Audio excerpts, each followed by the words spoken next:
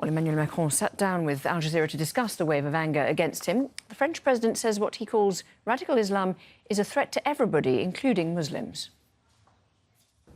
Moi, je comprends les sentiments que cela éveille. I understand the sentiments being expressed and I respect them. But you must understand my role right now. It's to do two things, to promote calm and also to protect these rights. Mais ce que j'ai voulu dire très clairement, c'est qu'aujourd'hui, what I wanted to say is very clear, that today in the world there are people who distort Islam, and in the name of this religion that they claim to defend, they kill, they slaughter, they make speeches justifying a kind of expulsion of human groups from the world. Today there is violence practiced by some extremist movements and individuals in the name of Islam.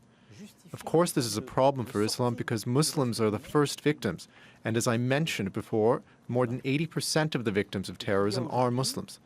And this is a problem for all of us. Yasser Louati is a civil liberties activist and the head of the Justice and Liberties for All Committee. He joins me via Skype from Paris. Thanks very much for being with us.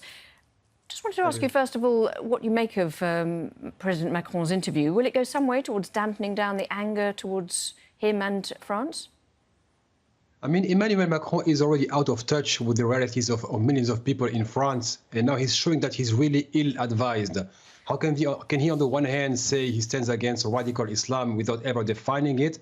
And when we know that in practice in France, people have been labeled radical Muslims for fasting the month of Ramadan, for praying 5 times a day, or wearing the headscarf. In the same basket, they put practicing Muslims and terrorists killing Muslims first all around the world.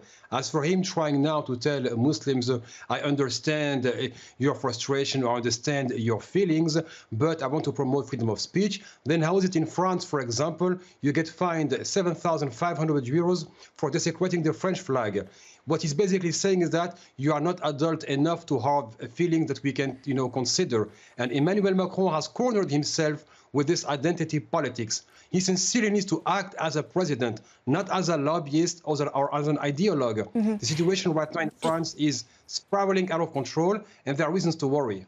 Now, I want to ask you, he also tweeted today, la laïcité n'a jamais tué personne, so secularism has never killed anyone, defending the principle which is normally associated with the separation of church and state. What do you think he meant in the context of Islam in France in particular? How does he relate that to this issue? To be honest, I'm going to make a confidence. It was quite unbelievable. He would publish that tweet just after leaving the Al Jazeera studio or after finishing his interview.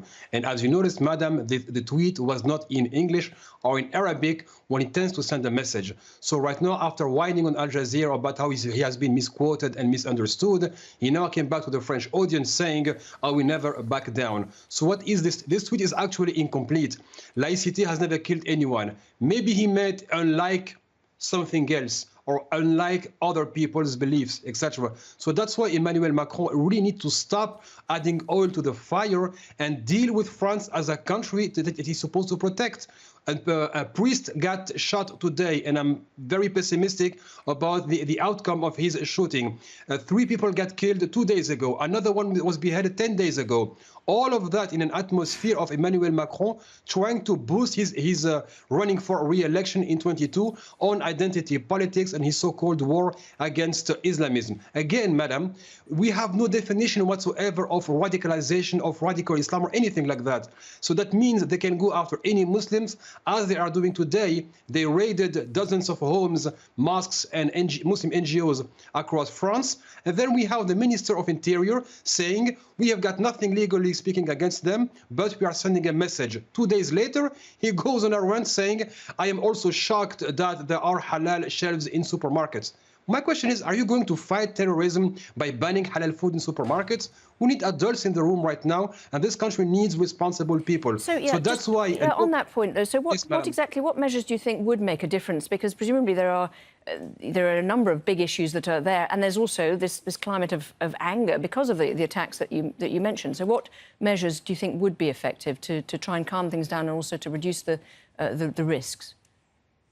I mean, pardon me, madam, for being blunt, but Emmanuel Macron, as I said earlier, is already out of touch for millions of us.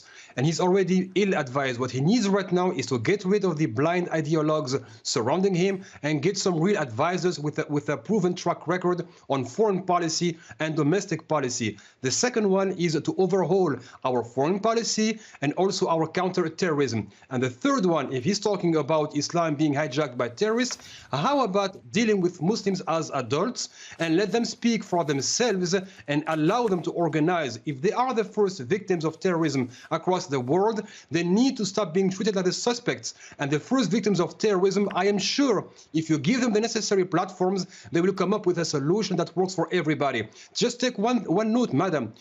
All across French media right now, you don't see a single Muslim being given a platform. You only have white people speaking on behalf of Muslims in their absence. How can we have a solution in this atmosphere when the first victims of terrorism are invisible and the president speaks for them and on their behalf?